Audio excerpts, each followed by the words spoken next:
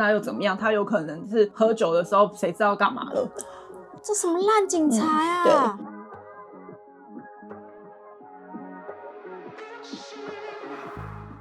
快来大家好，对，我是喜拉，我是台湾妞。我今天要跟大家分享的呢，是发生在1998年大邱女大生的伤亡事件。这一天呢，是一对夫妻，他们是在果菜市场工作的，他们在凌晨接到了医院的来电，女儿现在在医院里面急救，请他们来到医院的时候呢，发现女儿已经死亡了。那到底女儿生前发生什么事情呢？最后目击这个女生呢，是一个卡车司机，过世的这个女大生呢是姓郑，在高速公路上突然冲出来，卡车司机闪避不及就撞上他了，然后才意外身亡的。甚至呢，撞上他之后，后面有出现一些连环车祸。非常奇怪的点呢，交通意外发生高速公路离郑女大生她的家里也好，然后她的学校也好，都有一段很长的距离。家长当时很不能理解她到底为什么会出现在这个高速公路上。那意外发生的前一天晚上呢，郑姓女大生呢，她是跟朋友一起，同学们一起去喝酒，喝到晚上10点半的时候呢，郑女就跟同学说她要先走了。那因为她当时有一个比较好的好朋友，就有点喝醉的状态，就跟其他朋友说啊，我送她回家好了。他们离开之后的半小时，被她送走了这个同学呢，发现她自己坐在学校的门口，因为她就是喝醉了嘛，意识不太清楚。晚上11点半左右呢，这个同学有跟这个郑女有通话联系的记录。隔天清晨呢，就发现了郑女被卡车司机给撞死的意外嘛。警方当时呢，在高速公路附近有做搜查嘛，然后有在公路的另外一侧发现到疑似是内衣裤的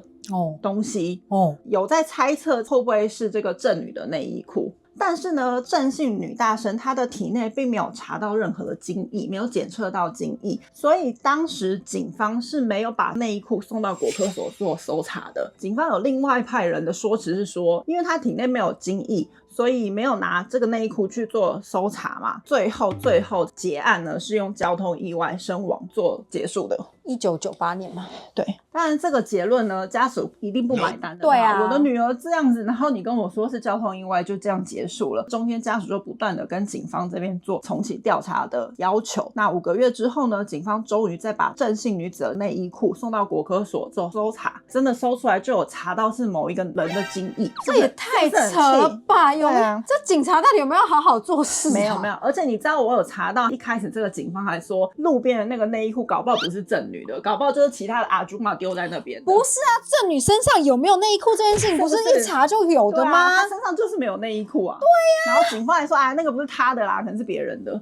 我觉得超扯的。这种警察他会有报应。可是警方当时还是坚持说呢，没有其他的证据，查到精液那又怎么样？他有可能是喝酒的时候谁知道干嘛了。你뭔 개소리야！还要羞辱人家女生，意思就是说，这也不一定是当时意外发生有什么事情，可能是在别的状况下沾染到的精液。对，警方说只是这样，所以呢，最后还是依证据不足，就没有再继续调查这件事情。这什么烂警察呀！对，当然呢，家属还是不买单嘛，他们家属就是依然继续的要求要调查。在经过1年3个月之后呢，家属就强烈的要求警方要做 DNA 检测，然后也确实检测到那个内衣裤上面确实有郑女的 DNA 嘛，因为那她的内衣裤嘛。这个时候呢，警方才承认他之前调查是有失误的，很扯吧？这第一时间都可以做的事情啊，是不是？1998年，警方就拿着这个 DNA 的证据要去找犯人嘛，可是他就搜查了所有郑女周边的人物，他的好朋友啊，他的同学啊等等，都没有抓到一致性的 DNA。警方说呢，当时因为这个高速公路附近有很多工厂，工厂就会有很多外国人的移工。外国人移工的说辞里面说呢，当天晚上呢，有目击到有一群移工带着这个女大生在晃来晃去，他还听到那些移工说，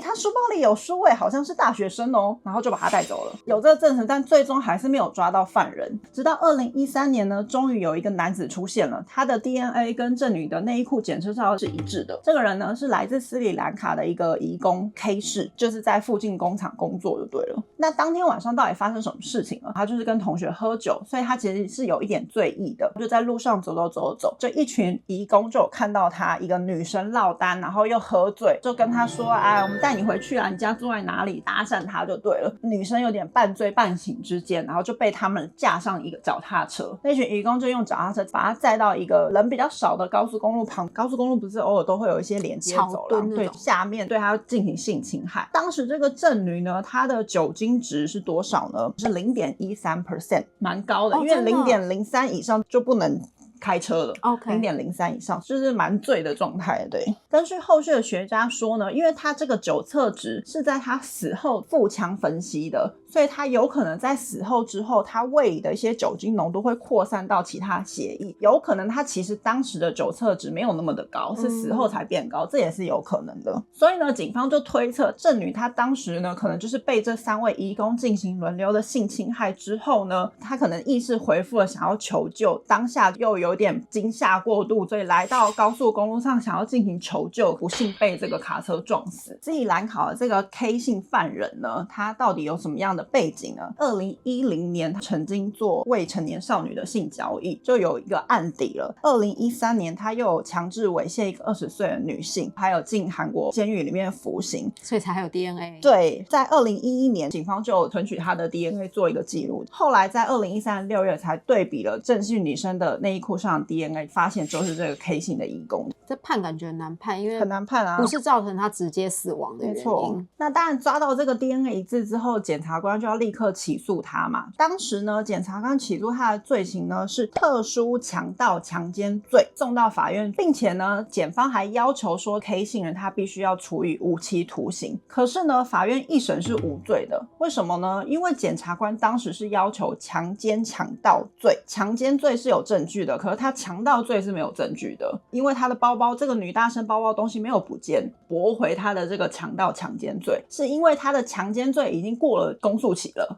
各种罪行的公诉期间呢，这边来跟大家说明一下，强奸罪呢是10年，特殊强奸是15年，特殊强盗强奸是25年。就是因为特殊强盗强奸是最长，所以检察官最后是用这个罪行去起诉他的，但是没有强盗，所以最终大法院是审判他1审跟2审都是无罪。最后这个 K 氏呢，他是被强制出境回斯里兰卡，最后他是没有在韩国入监服刑的。那另外2位加害者移工呢，也是在斯里兰卡出生的，他们是在2003年跟2005年因为非法摄影偷拍罪行呢，被强制出境回他们的国家。这3个人都蛮有事的，超有事的啊，狐群狗党。但是呢，我真的觉得老天是有他的正义在的。斯里兰卡这个国家呢，它的强奸罪最少7年，最多是20年，而且呢，它的公诉期间是20年。检察官当初就是把这个 K 强制出境之后，就有积极跟斯里兰卡警方联系，然后把所有的证物都交回斯里兰卡，因为他公诉期间20年啊。并且呢，斯里兰卡国家的法律呢，是你在国外犯的罪跟在国内犯的罪是一样的。对，他就算回斯里兰卡还是可以被检方起诉。我觉得女大生她遇到一个很恶劣很糟糕的警察，但她遇到一个很好的检察官。没错，最终呢，犯人交由斯里兰卡的法院做审判就对了。一开始这个警方不是办案很多失误吗？所以在2021年的9月17号，司法部有承认说当时调查确实有失误，然后有赔偿给家属7500万赔偿金这样子。但我觉得家属应该没办法接受，而且你这整个过程家属投的心力时间7500万根本就太少。没错，真的。以上就是跟大家分享这个大邱女生的死亡案件。如果你喜欢分享的话，记得订阅我们的频道 Higher Day， 开启小铃铛。我是台湾妞，我是喜娜，拜。恭喜你，帮我拿一张卫生纸，喝个水，你喝个水。好。等一下我们又要被说气泡音很多。气泡音到底是什么啊？就是你讲话的时候会那个，就是那个叫气泡音是不是？对，他们说那个是气泡音，我还特别去查。走开。